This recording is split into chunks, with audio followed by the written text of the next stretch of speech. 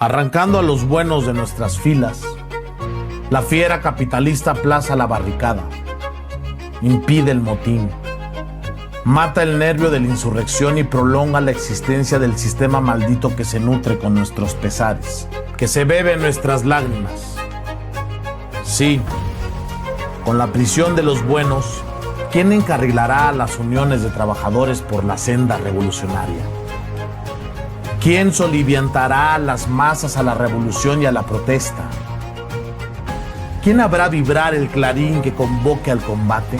¿Qué mano se atreverá a desplegar ante las miradas azoradas de los tiranos del mundo la bandera roja de tierra y libertad? Hermanos de cadenas, a la huelga de protesta por la libertad de nuestros hermanos, y si ni así ceden nuestros tiranos, entonces a las armas. ¡Viva la anarquía! ¡Viva tierra y libertad!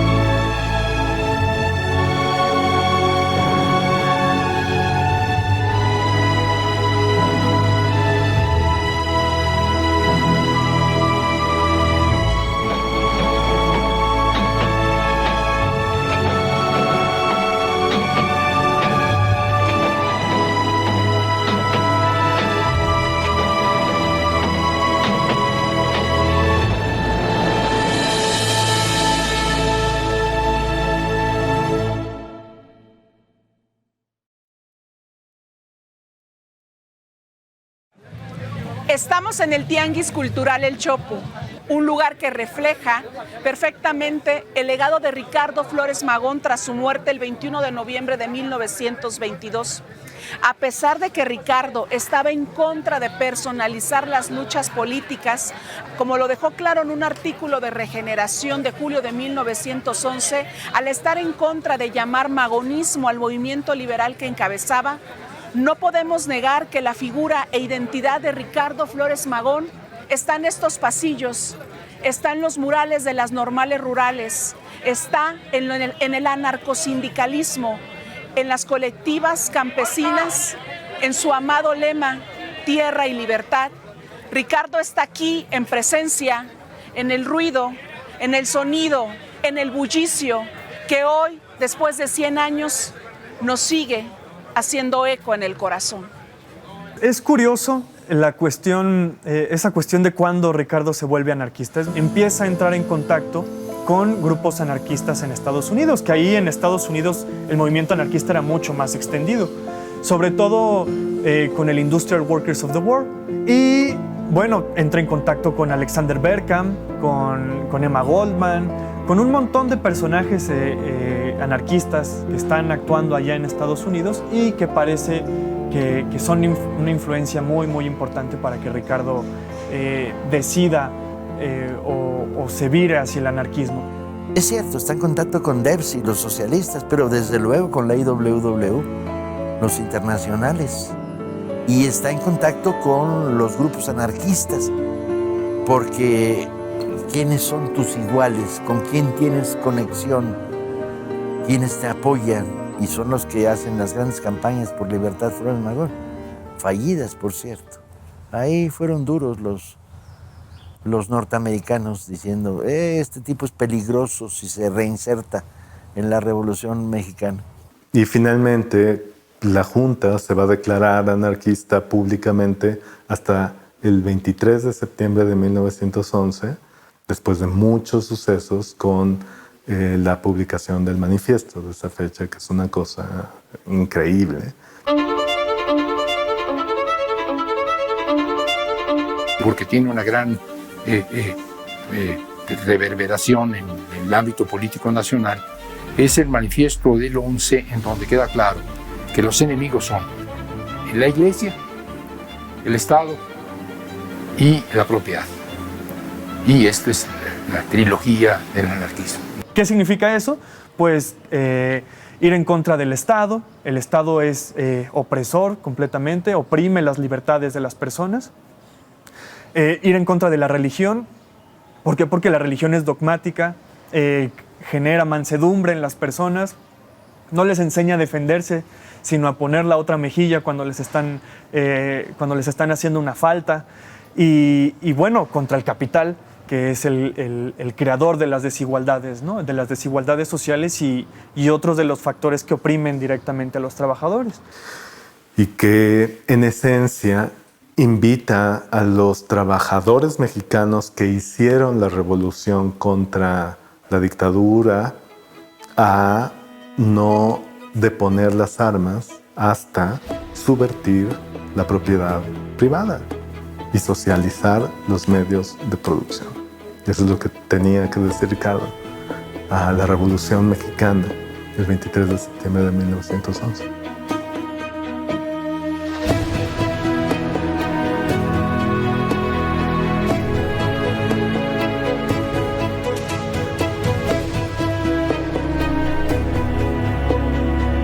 Y es que hay que reconocer que en esta historia de la Revolución Mexicana, uno de sus protagonistas mayores y uno de sus protagonistas iniciales y uno de sus protagonistas más esclarecidos fue un anarquista. Porque manejan los postulados del anarquismo en general muy bien, pero siempre están ligados a México. Porque en ese momento está habiendo la revolución que ellos impulsaron. Llaman en general, así como a los trabajadores y a los campesinos del mundo a levantarse, pero en México lo hacen muy puntualmente. No solo en acciones, ¿no? O sea, no solo está la toma de Mexicali y tal, sino que sí explican la realidad mexicana y por qué sería necesario el anarquismo en México. Es llevar este movimiento a un ideal que ellos tienen.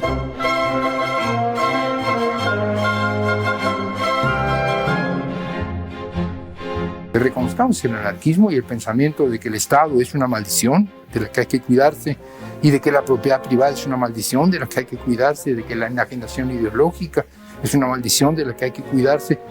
Son verdades profundas del anarquismo, pero en nuestra historia el anarquismo está muy presente. Y en el programa de 1911 es claramente un programa anarquista.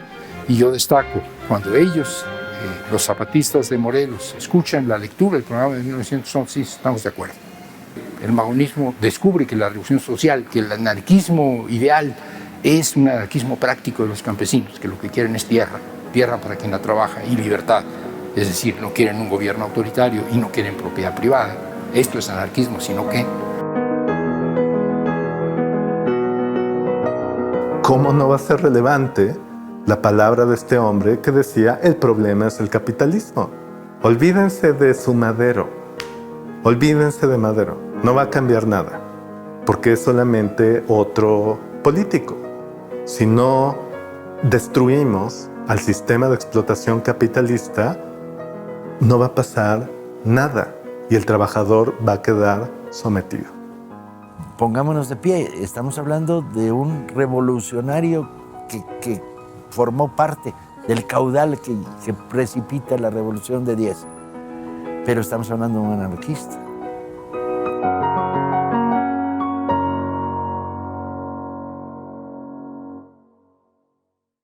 Yo creo que ha prevalecido la imagen de un Flores Magón liberal, a secas, ¿no? Fundamental para la formación del Estado posrevolucionario, para este Estado moderno que se crea después de la Revolución, pero que ese mismo personaje sufrió muchos cortes, ¿no? Y muchos borrados, ¿no? De su propia trayectoria. Y lo que hemos, digamos, reflexionado acá esta tarde es que al final de cuentas la propia trayectoria de Ricardo Flores Magón era, o sea, se construyó a partir de coyunturas y de procesos y que era compleja y con muchísimos matices y con muchísimas contradicciones, pero que no sirven para una narrativa oficialista.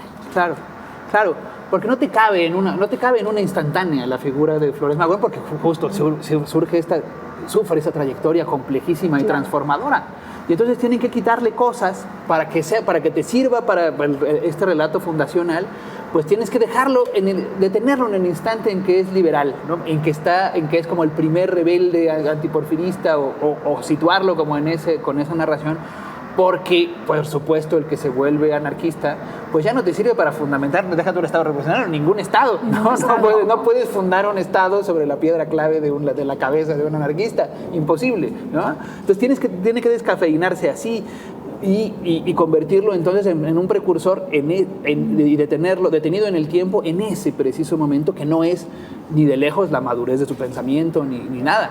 Pero, y las reivindicaciones que ocurren, las recuperaciones que ocurren alrededor también están llenas de otros matices. Sí. En Oaxaca se le reivindica desde la construcción de un indigenismo muy interesante, ¿no? Muy complejo, que está atravesado de luchas por la recuperación del territorio, ¿no? De defensa de la soberanía, de los recursos naturales, de las comunidades, de propiedad de los recursos comunitarios. Y para el movimiento chicano es una figura fundamental como articulación de una identidad política de combate frente que sitúa y dignifica una identidad mexicana frente a los embates de una identidad norteamericana que intenta subsumirla, ¿no? Y se vuelve importantísimo como figura de combate en esos elementos, ¿no? Y ninguno, digamos, Ricardo Flores Magón tiene todos esos elementos y ninguno de esos lo agota. Claro. Sino, ¿no? Esa es parte de la riqueza, ¿no? Incluso si sumas todos los elementos, tampoco lo tienes completo porque necesitas que se mueva. Un revolucionario tiene que estar en movimiento, ¿no? Y solo en el movimiento puedes tratar de entender, ¿no? Hacia dónde va, cuál es la complejidad de su pensamiento. Creo que ha sufrido efectivamente distintos intentos de apropiación por parte del Estado, con distintos pretextos, en distintos momentos. Creo que la declaratoria de que este sea el año de Ricardo Flores Magón no será la última de las posibilidades de los intentos de apropiarse de esta figura. Y creo que más y lo que se ha conseguido con esta idea de situarlo, de detenerlo en un momento, es restarle, digamos, para reivindicar la figura, restarle contenidos ideológicos y más bien centrarse en una especie de legado ético, ¿no? Digamos eso, y a ese pues, se pueden acoger cualquiera, ¿no? Cualquiera de las reivindicaciones políticas desde el Estado, desde fuera del Estado. El legado ético es lo que queda y ese es irreductible, ¿no? Pues sí, ¿quién no va a querer cobijarse en la sombra de una persona que no se rindió jamás, que afrontó las consecuencias gustoso de sus actos, ¿no? Y incluso es protagonista de una serie de derrotas trágicas, ¿no? Creo que esos personajes nos encantan, ¿no? Entonces, sí, es muy difícil que no querer encontrar cobijo bajo la sombra de un personaje como este. En ese punto, digamos, en el punto de las actitudes, de los gestos, de la ética, ¿no? Del personaje irreductible.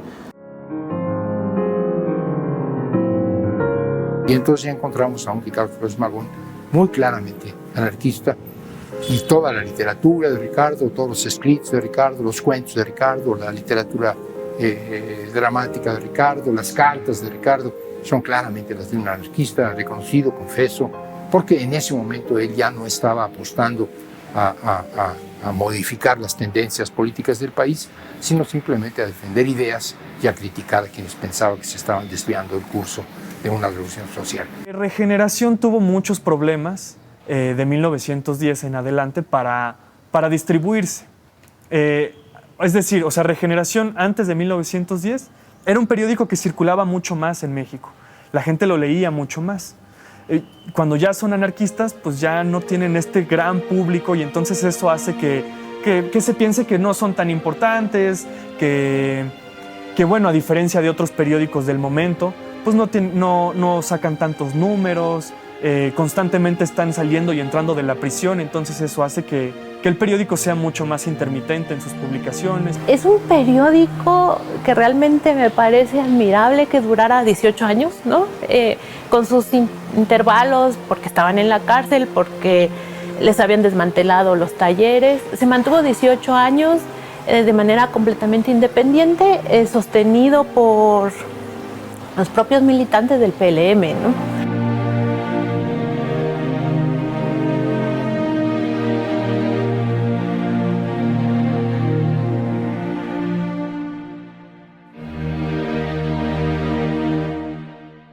También es necesario volver a releer a Regeneración, volver a releer a Ricardo de forma crítica. Yo creo que sería el mejor homenaje que podemos hacerle a este hombre, pero no solamente a él, sino a todo este grupo tan fuerte que estuvo detrás, sosteniendo al partido, sosteniendo al periódico. Yo me he sorprendido porque leo Regeneración, lo sigo leyendo y digo, pasa hoy en día. O sea, lo que tú denunciaste hace más de 100 años sigue pasando hoy en día. Zapata es importante por lo que hizo, no por lo que escribió. Y si buscas lo que escribió, pues no refleja la importancia de lo que hizo, ¿no? Ricardo es casi al revés. O sea, lo que hizo, ¿no? O sea, lo que se entiende por hacer en una revolución, pues es en el terreno de las armas, ¿no? Claro, hay muchas otras maneras de hacer la revolución, y en ese sentido es que comprendemos a Ricardo como el revolucionario absoluto del siglo XX. Es fantástico. Era un gran maestro de la palabra. Esta cuestión de hacer caudillos fue algo que formó a México después de la Revolución, ¿no? Y obviamente esta postura radical de Ricardo no hace que aparezca como el caudillo del gobierno, porque pues era impensable, no era impensable ponerlo así. Pero siempre ha habido una manera de rastrearlo, ¿no? Porque el periódico permanece. En sus últimas cartas dice, por ejemplo, que él se hace revolucionario por su sensibilidad a la belleza, porque el hombre habitaba un cosmos esplendoroso y en ese cosmos y esa naturaleza majestuosa vivía humillado, y que el contraste del envilecimiento del hombre frente a la magnificencia del cosmos lo llevaba a buscar la emancipación del hombre para estar a la altura de la belleza.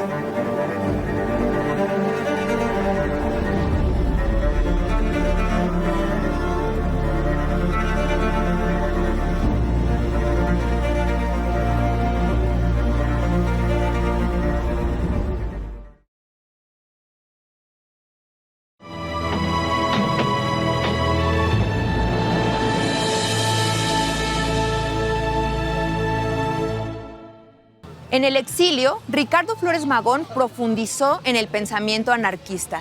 Esto implicó un proceso de madurez de su pensamiento político. Podríamos caracterizar a este periodo como el de mayor lucidez, y ese es un referente no solo para México, sino a nivel mundial. Estamos en un espacio en el que el anarquismo está vivo. Es un pensamiento de rebeldía, es un pensamiento que pugna por una sociedad sin jerarquías, sin clases, y también por que no haya autoridades, entre ellas, por supuesto, los gobiernos. Para 1910 y hacia 1918, todo este último periodo de trayectoria de regeneración, el llamado hacia la organización ya no va a ser hacia los mexicanos en particular. Sus comunicados para 1918 están signados y dirigidos hacia los obreros del mundo en particular, ¿no? Ricardo Flores Magón está mucho más cercano hacia el anarcocomunismo de Kropotkin. Es decir, organizaciones horizontales, comunitarias. Pensaría que, bueno, básicamente el anarquismo otra vez propugna por terminar con la relación con el Estado, que el Estado sea suprimido en su totalidad, que las personas se organicen de forma horizontal, desde abajo, terminar con las relaciones del capital, Regeneración como periódico, como órgano difusor, y Ricardo Flores Magón como pues uno de sus editores principales. Son retomados en Estados Unidos también por los grupos anarquistas de mexicanos en Estados Unidos, y también en Europa y en Latinoamérica también se le considera como una figura prioritaria dentro del anarquismo. Además hay un auge tremendo del anarquismo.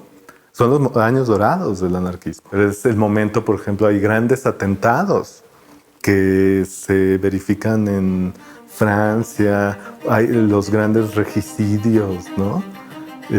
hay un anarquismo muy potente.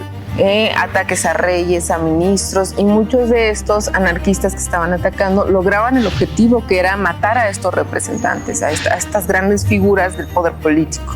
Entonces, a partir de todas estas, este contexto general convulso de qué está pasando el anarquismo, es que se comienzan a aplicar una serie de leyes en Argentina, en México, en Estados Unidos, Francia, Italia, todos estos países, para que los anarquistas no sean aceptados en ningún país. Por eso tienen que vivir en parte en la clandestinidad.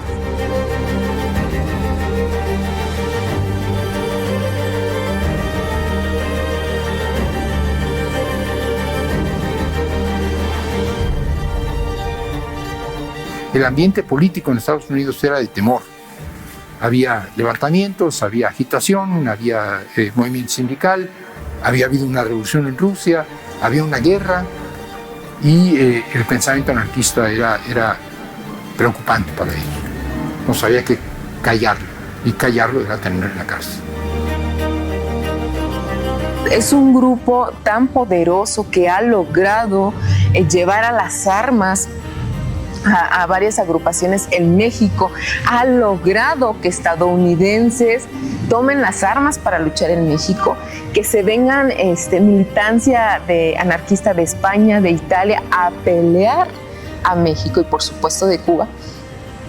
Entonces representan un peligro internacional para el sistema, ¿no? Por eso se tiene que acabar con el Partido Liberal Mexicano. Yo creo que la radicalización de las ideas evidentemente es un peligro para el status quo. Definitivamente es un peligro, porque nosotros nacemos en una sociedad que tiene marcadas unas reglas, y que alguien te haga pensar que esas reglas no están bien es un peligro para la estabilidad. Tan es así que fue perseguido en Estados Unidos también, porque finalmente iba en contra de cualquier gobierno, del que fuera.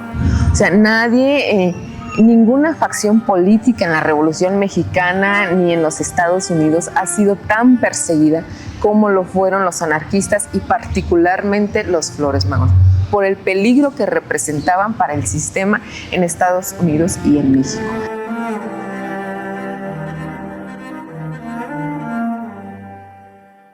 Es decir, es un peligro por lo que piensa, es un peligro por lo que escribe. No es un peligro como un agitador político, como un dirigente social, no es Emiliano Zapata, no es Francisco Villa en el caso de México, Ricardo Flores Magón. Es alguien que tiene un pensamiento peligroso. Creo que ese es el pensamiento peligroso de Ricardo Flores Magón, fue lo que intentaron acallar. No fueron los ricos los que rodearon a Hidalgo en su empresa de gigante. Fueron los pobres. Fueron los desheredados, fueron los parias, los que amasaron con su sangre y con sus vidas la gloria de Granaditas, la tragedia de Calderón y la epopeya de las Cruces. Los pobres son la fuerza, no porque son pobres, sino porque son el mayor número. Cuando los pueblos tengan la conciencia de que son más fuertes que sus dominadores, no habrá más tiranos. Proletarios, la obra de la independencia fue vuestra obra. El triunfo contra el poderío de España fue vuestro triunfo. Pero que no sirva este triunfo para que os echéis a dormir en brazos de la gloria.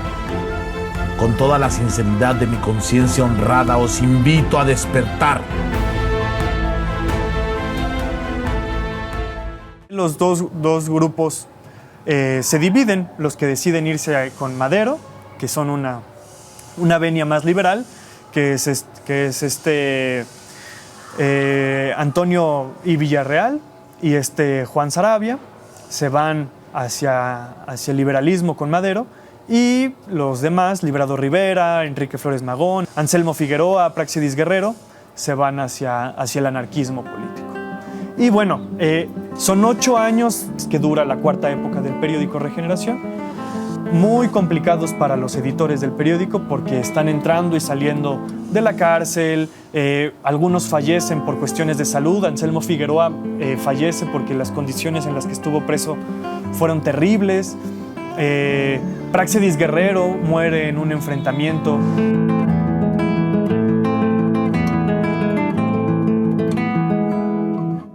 Entonces el grupo poco a poco comienza a reducirse. Se sabe, por ejemplo, que Madero lo invitó a ser vicepresidente y Ricardo sencillamente le dice no, yo no voy a participar en ningún régimen estatal. Se sabe que en muchas ocasiones se le ofreció el perdón para que saliera libre y que llegara a México como uno de los grandes héroes de la Revolución Mexicana. Sencillamente se negó a hacerlo. Sin duda el grupo sigue, va a tener actividad política, pero ya no representa una alternativa nacional y ellos se dan cuenta de eso. Yo creo que la influencia del magonismo post su derrota política va a estar ahí y va a llegar por diferentes caminos. El camino del zapatismo es el más obvio, el más claro. Pero vas a tener a Mújica, que era un repartidor de regeneración, como un obregonista de izquierda en la Constitución del 17, ¿sí?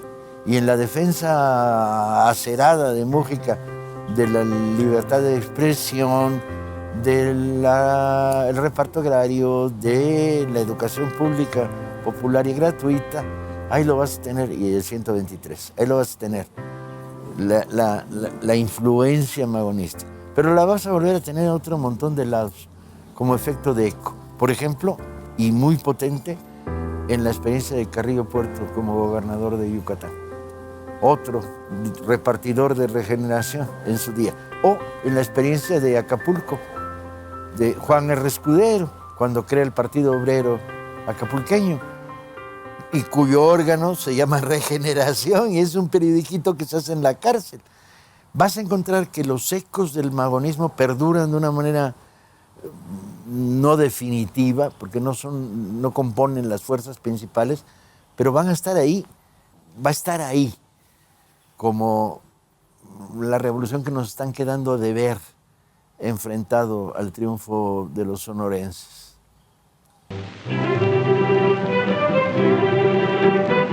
Estamos hablando de 1922, en México ya había una revolución triunfante, en México ya había un gobierno, ya había una nueva constitución desde el 17, ya había un gobierno estable, ya habían asesinado a Carranza, ya estaba el grupo de Sonora, ya estaba Obregón ahí, ya estaba en el México de la posrevolución estabilizado, más o menos normalizado.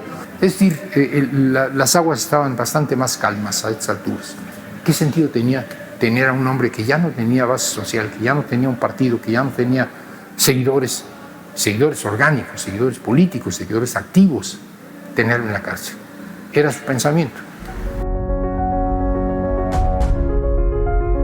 Pero bueno, una de las cosas que hizo desde muy temprano hasta el último día de su existencia fue escribir. Y escribir, y escribir, y escribir, y publicar, y publicar, y publicar, y publicar. Entonces tenemos para relacionarnos con Ricardo toda su literatura. Entonces es paradójico, ¿no? El destino de Ricardo, porque aunque fue derrotado en el plano de las armas, pues tiene una trascendencia que va a continuar y continuar y continuar y continuar, porque a lo que se dedicó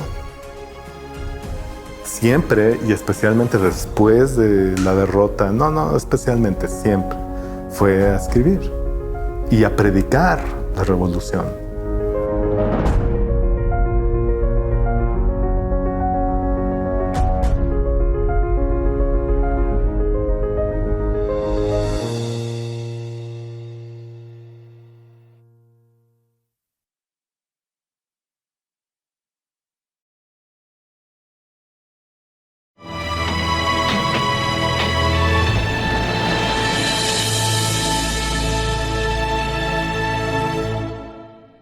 Una parte muy importante de su vida adulta la pasa en la cárcel. La primera cárcel es los 3 meses o algo así, que pasa en la cárcel cuando lo detienen haciendo un mitin en el Zócalo en contra de la reelección de Porfirio Díaz en 1892. Y la última es la que termina en el 22 en Leavenworth. Ahí está experimentando pues la última prisión que él tiene. A él lo meten preso en 1918, porque empiezan a criticar al gobierno estadounidense y a la Primera Guerra Mundial, a las actitudes imperialistas que está teniendo Estados Unidos, a la participación de Estados Unidos en la Primera Guerra Mundial. Y este llamado a la rebelión les va a causar un conflicto con las autoridades estadounidenses, las cuales los van a acusar de entorpecer el proyecto bélico que ellos están llevando a cabo en ese momento. Y por ello les van a dar condenas a prisión bastante elevadas. A Ricardo se le sentencia a más de 20 años de prisión y a Librado Rivera se le sentencia a más de 15 años de prisión.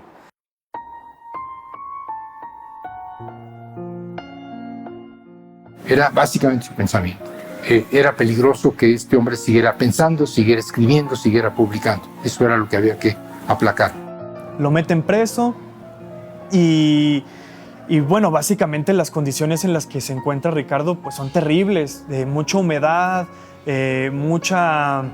mucho frío. Ricardo Flores Magón está enfermo, ya para entonces no es un hombre viejo, 50 y tantos años, pero es un hombre desgastado, es un hombre que ha pasado la vida huyendo, escapando, encarcelado.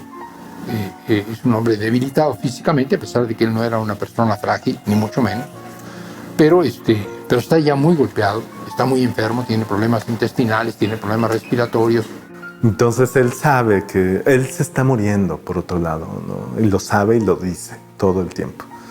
Se está quedando ciego, tiene diabetes, parece que tiene tuberculosis, siempre tiene tos, le duele el pecho, le duele la cabeza. Está hecho un desastre. Su cuerpo está muy dañado por la persecución, la precariedad y la entrega loca al trabajo.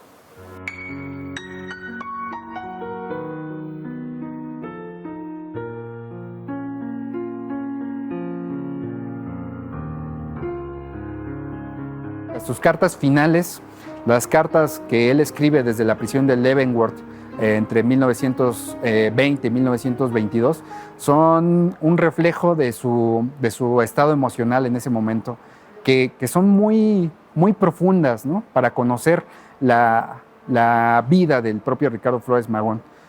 En estas cartas, liberado un poco de la camisa de fuerza que es el tener que ser Ricardo Flores Magón, el político revolucionario, se vuelve mucho más íntimo. Es un Ricardo Flores Magón más íntimo, más emocional, más liberado, más desfajado, diría yo ahora, ¿no?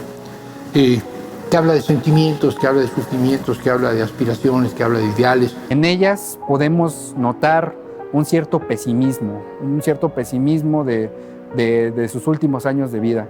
Él dice, yo ya no voy a sobrevivir a este encarcelamiento, posiblemente mi muerte esté cercana. Le escribe a Nicolás también acerca de los esfuerzos para conseguir su liberación. Aquí hay que decir que, entre otras cosas, se propone una huelga general de los trabajadores mexicanos que no pega. En algunos lugares se hace una huelga parcial de mediodía y eso claramente entristece a Ricardo. Como que se justifica, ¿no? En ese espíritu suyo. Dice, pues tienen razón, ¿no? A mí nadie me dijo que yo diera la vida por ellos, ¿no? Fui yo solo. Pero al mismo tiempo notamos su fe en la revolución mundial. Él narra apasionadamente que él sigue pensando que la revolución mundial va a estallar en cualquier momento, porque ya la revolución rusa ha triunfado finalmente a finales del 17-18, y eso lo entusiasma mucho. A pesar de su pesimismo por no ver el final del camino, él cree que hay una luz que finalmente va a iluminar al mundo y que está a nada de llegar. Pero sobre todo, creo que me parece importante destacar de estas últimas cartas es su convicción.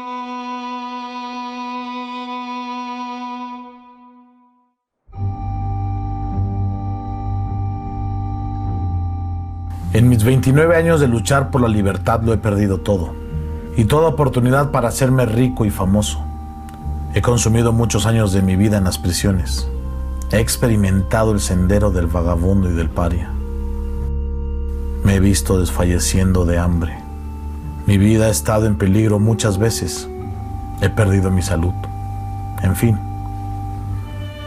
he perdido todo. Menos una cosa. Mi honra como luchador.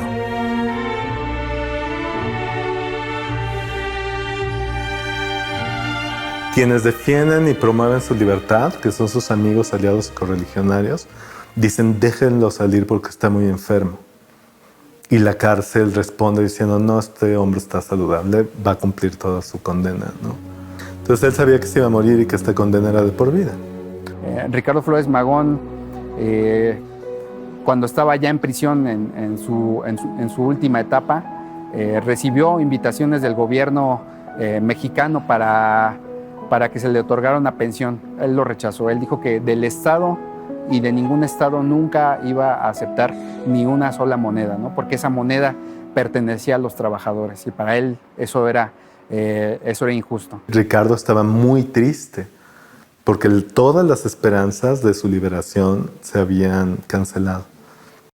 Y el concederle la libertad a la que tenía derecho hubiera sido una manera, digamos, decente de tratar a un enfermo. No se lo conceden. Y no se lo conceden porque dicen, tienes unos cuantos meses de vida, estos meses de vida los vas a pasar en la cárcel, porque nos debes a la sociedad estos meses de cárcel. Hay un esfuerzo muy grande por procurar su amnistía frente al Departamento de Justicia de Estados Unidos. Están totalmente negados. Le ponen una condición muy perversa donde le permiten a un reo solicitar perdón. Entonces hay una oficina de perdón. Y si tú eres un preso vas y pones tu solicitud de perdón. Bueno, la gran perversidad es que cuando tú solicitas perdón, estás automáticamente y en términos legales admitiendo tu culpa. Y entonces a Ricardo le invitan a poner su solicitud en la oficina de perdones. Y él dice, no, de ninguna manera, porque yo no cometí ninguna falta. Mi falta fue celebrar la libertad, buscar la felicidad de los esclavos, ¿no? ¿Cómo podría yo pedir perdón de eso? Pedir perdón significaría que abdico de mis ideales anarquistas y no me retracto. Afirmo que si la especie humana llega alguna vez a gozar de verdadera fraternidad y libertad y justicia social, deberá ser por medio del anarquismo. Así pues, mi querido Nicolás, estoy condenado a cegar y morir en la prisión, mas prefiero esto que volver la espalda a los trabajadores y tener las puertas de la prisión abiertas a precio de mi vergüenza. No sobreviviré a mi cautiverio, pues ya estoy viejo. Pero cuando muera, mis amigos quizá inscriban en mi tumba: aquí yace un soñador. Y mis enemigos: aquí yace un loco. Pero no habrá nadie que se atreva a estampar esta inscripción: aquí yace un cobarde y traidor a sus ideas.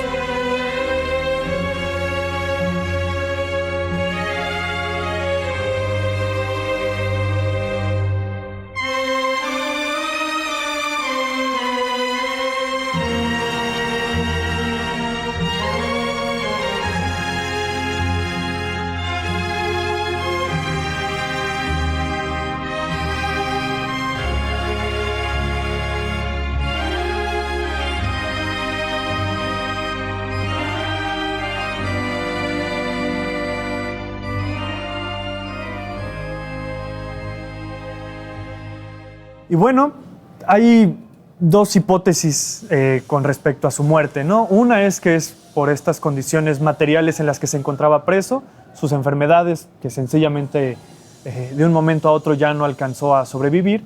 Y está la hipótesis de Librado Rivera, que estaba preso con él. Lo que no queda duda es que a Ricardo lo asesinaron los norteamericanos. ¿Quién? Hay sombras. El testimonio de Librado quizás es más importante. Librado deja testimonio y dice, bueno, había algo muy extraño la noche del 20 de noviembre, ¿no? Ricardo estaba enfermo, compartíamos la misma celda, pero justo el 20 la madrugada del 21, me sacan de la celda y me separan de Ricardo. A la mañana siguiente se enteran de que Ricardo había amanecido muerto en su celda. Hay como el testimonio de otros presos que cuentan que vieron pasar a uno de los celadores y entrar a la celda de Ricardo, ¿no? Y pues bueno, además de eso se sabe o se supo que Ricardo alrededor del cuello tenía marcas, ¿no? Entonces por eso se ha manejado siempre o ha sido más verídica o más creíble la versión de que Ricardo fue asesinado en Kansas cuando estaba preso, ¿no? Y se le atribuye a una falla al corazón. Pero primero, bueno, es falso, lo asesinaron, dejémonos de historias. Yo creo que ya las últimas investigaciones dejan los puntos sobre las IES. Y yo creo que este es un asesinato político claramente y en efecto entonces fue un crimen. Fue un crimen independientemente de que lo hayan asesinado directamente un guardián, un empleado de la penitenciaria de Leavenworth o que haya muerto por sus enfermedades. Todo indica, digamos, todo indica que Ricardo muere estrangulado en la noche del 21 al 22 de noviembre, asfixiado. Ahí está, que se genera esta duda. Lo cierto es que tanto la muerte por causas naturales como por asfixia son igualmente probables. Y un poco tanto el gobierno norteamericano como el gobierno mexicano respiraron con alivio de recibir la noticia de que ese incordio había terminado y ahora podían empezar los homenajes con absoluta naturalidad, ¿no? Ya murió, qué bueno, ¿no? Ahora lo que sigue, ¿no? Creo que el asesinato es un asesinato de larga duración.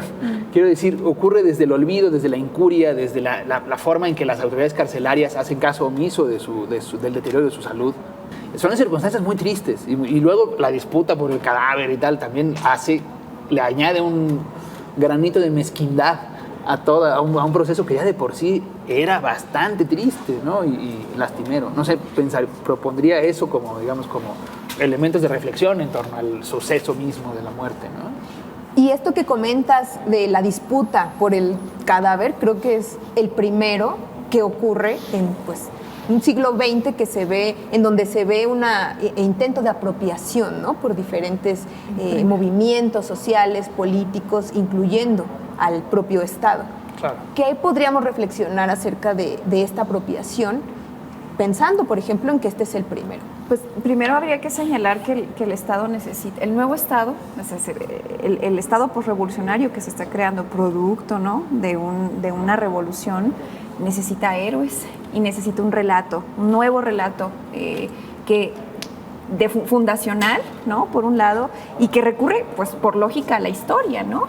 Y a la historia reciente también. Claro. La muerte genera el pretexto para empezar a construir una narrativa que se construye desde el momento cero de la muerte, y uno de ellos es Antonio Díaz Soto y Gama, ¿no? Claro. Que es el primero del que habla de precursor, ¿no? Claro. de la Revolución Mexicana. De ahí en adelante, justamente Ricardo Flores Magón va a pasar a ser, digamos, un sujeto de disputa, ¿no? Por un lado, en la configuración de ese Estado posrevolucionario. Por un lado, tenemos el surgimiento de múltiples asociaciones obreras y campesinas que toman su nombre, ¿no? Para formarlas, pero por otro lado, se está construyendo una narrativa oficial de la Revolución Mexicana. Y era necesario como hacer esta compaginación y construir como una historia progresiva, ¿no? Casi teleológica, de cómo insertar a los diferentes actores revolucionarios con todas sus contradicciones. Y que cupieran en la misma foto todos juntos, en el monumento. A eso es conocido como la famosa familia revolucionaria, ¿no? Al final de cuentas. Por eso a mí me parece como muy interesante que estemos discutiendo, después de hablar, ¿no?, de la vida, de la trayectoria de Ricardo Flores Magón, veamos también cómo se ha construido el personaje, ¿no? Y cómo ha habido apropiaciones y disputas por la memoria del personaje que en realidad no son ni de hace unos años, ni están ahorita, están presentes. Y en ese sentido creo que vale mucho la pena reflexionar respecto a las apropiaciones, pero también cómo se construye una historia y cómo esa historia permea, ¿no?, al final de cuentas, hasta la actualidad. El regreso del cadáver era visto con mucha precaución por los obregonistas, triunfantes de la Revolución Mexicana en 1920, a partir de ahí, porque pensaban que el regreso de Ricardo iba a reactivar todos los ecos y además lo iba a reactivar en un momento en que estaba creciendo la CGT. Todo esto va a ser una pugna entre Estado y organizaciones, donde finalmente las organizaciones logran poder hacer ese recorrido, ese trayecto del cuerpo para que llegue a la Ciudad de México. Y es las fotos más conocidas que tenemos, ¿no? Cómo los trabajadores lo lloran, cooperan, lo esperan con flores, con los himnos, para que llegue y se vuelve un mártir. Se vuelve un mártir, pero no un mártir cualquiera, pues. Un mártir que sigue siendo vigente. Entonces, que tenemos todavía, que vemos en muchas de las banderas de las luchas de ciertas colectividades al interior del país, por supuesto aquí en la ciudad. Entonces, él queda para la posteridad.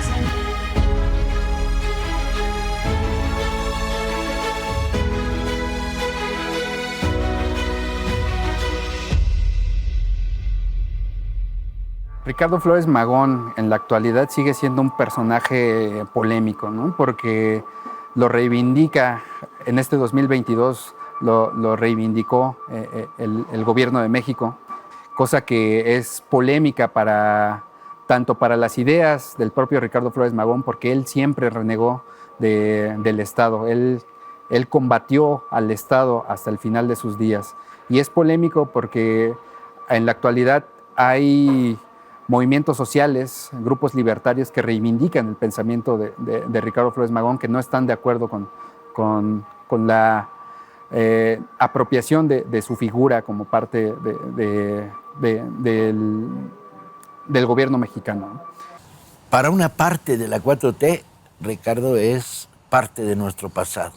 Y lo queremos y no renunciamos y nos gusta. Y nos gusta en sus contradicciones, en sus virtudes, en sus enormes, y nos gusta en su concepto de utopía. Para otra parte de la 4T, Ricardo es un fantasma.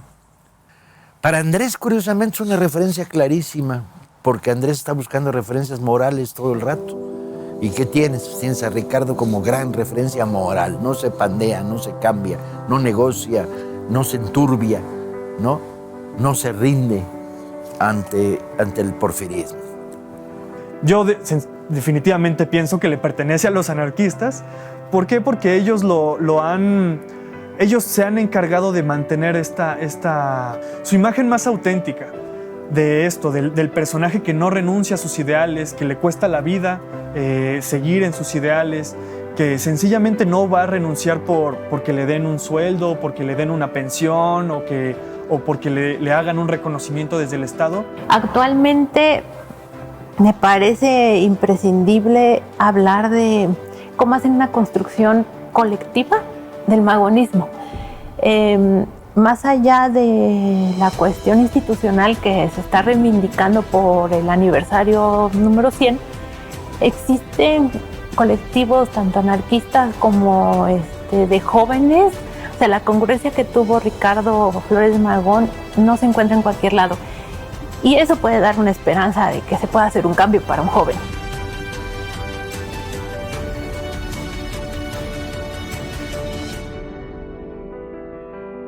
Ricardo Flores Magón sigue siendo ejemplo e inspiración de la lucha social libertaria por la convicción de sus ideas, ¿no? Porque él nunca abjuró ni se retractó de su pensamiento ni de sus ideas. Si bien esta sociedad es otra, están pendientes, estar pendiente la liberación de los explotados, de los oprimidos y de los humillados, política, económica, social y culturalmente hablando, ¿no? Sigue vigente esa idea. El que sea un referente actual tiene que ver con la vigencia de sus consignas, ¿no? Estamos hablando de la autodeterminación de algunos pueblos, ¿no? Que lo vemos todavía, ¿no? Estamos hablando de que sigue existiendo explotación. Estamos hablando de que sigue existiendo trabajo infantil, que la mujer sigue siendo doblemente explotada.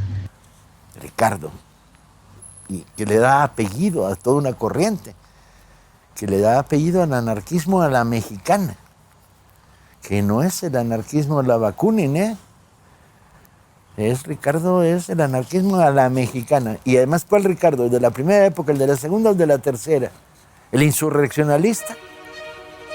Pues sí. ¿El de regeneración? Pues también. ¿El liberal contra Porfirio? Pues desde luego. Pero hay que entender que son 3 Ricardos y no uno.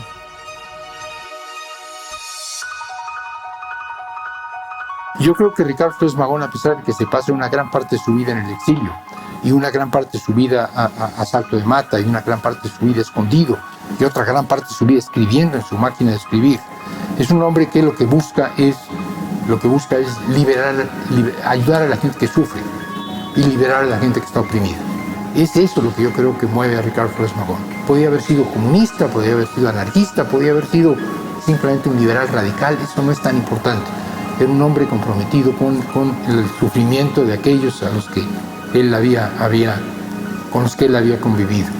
Y la revolución es un medio, no es un fin en sí mismo. En el centenario del aniversario luctuoso de Ricardo Flores Magón, reflexionamos sobre su legado, sobre sus aportaciones a nuestra cultura política, también a nuestro pensamiento libertario, emancipador, rebelde y revolucionario. Forma parte de nuestra historia, de esta historia construida por hombres y mujeres, pero que tuvieron en un personaje como él a un lúcido representante de las aspiraciones populares en un momento muy importante de nuestra historia, en una de las transformaciones de México. Pensamos en Ricardo Flores Magón y nos viene a la mente este personaje de libertad, y como tal lo seguimos honrando su legado y pues también pensando que es un personaje que se sale de los límites, que no permite esta petrificación de la historia broncínea. Sin embargo, ahí está para todas y todos, para conocer su historia, su legado y lo que tiene todavía que decirnos al día de hoy. Si tuvieras que describir a Ricardo Flores Magón en una sola palabra, ¿qué palabra utilizarías? Congruencia. Ricardo se mantuvo congruente con sus ideas. Nunca sirvió a ningún gobierno, a ninguno. Nunca le sirvió. Fue congruente hasta el final. Le costó la vida, pero lo hizo, ¿no? Para mí, Ricardo Flores Magón significa libertad. No sé cuál sea la palabra, pero era un hombre comprometido con su pueblo, era un hombre solidario, quizás sea la palabra. La palabra solidaridad funciona mejor. Como un revolucionario, ¿sí? Como un revolucionario, sencillamente. Irreductible. Creo que Ricardo Flores Magón, a lo largo de su trayectoria de vida, nunca cejó en ningún momento, nunca dudó de sus convicciones. No importa lo duro del terreno, lo hostil, ¿no?, del suelo, el sembrador ha de sembrar, ¿no? Bajo el sol quemante, entre las piedras, ¿no?, hirientes, va sembrando y va sembrando y va sembrando. Sabe que es probable que él no llegue a ver el fruto de la siembra y sin embargo continúa sembrando. A mi celda, ¿no?, llega este murmullo como un himno, ¿no?, que asciende de las minas y de las fábricas, ¿no?, que es la canción de la revolución y del porvenir, de una humanidad que se libera de las cadenas que lo tienen envilecido y levanta orgullosamente su frente, ¿no?, a un cosmos con el que se reconcilia en su plenitud y su magnificencia. Bueno, yo creo que él acaba viendo su papel como ese, como el sembrador de ideas, que siembra el sembrador de ideas, palabras, enunciados, ¿no? Su pensamiento.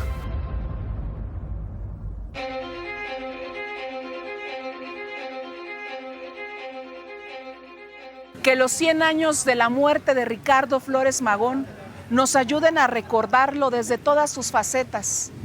El estudiante, el liberal, el anarquista, el perseguido político, el compañero, el camarada, el hijo, el hermano, el amante.